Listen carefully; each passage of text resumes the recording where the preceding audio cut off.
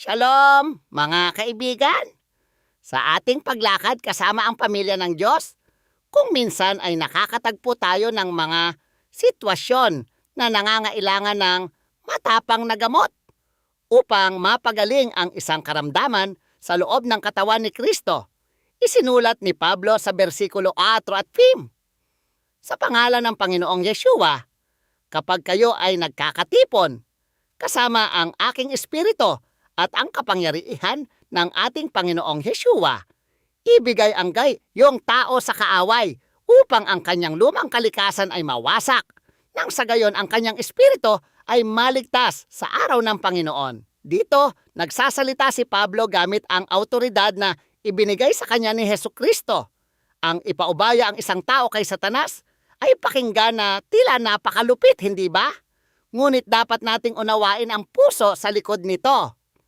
Minsan, kailangang maranasan ng isang tao ang pagkasadsad sa pinakamababa bago nila tuluyang matingala at makita ang biyaya ng Diyos. Bago tayo magpatuloy, nais kong makarinig mula sa inyo.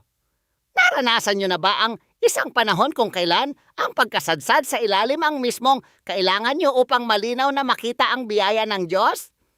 Ibahagi ang inyong kwento sa comment section sa ibaba. Ang inyong patotoo ay maaaring maging pampalakas loob na kailangan ng iba ngayon.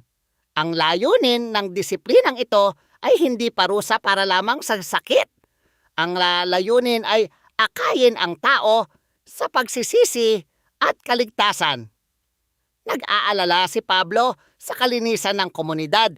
Ipinapaalala sa atin na kung paanong ang kaunting lebadura o hamets ay nakakaapekto sa buong masa ng harina.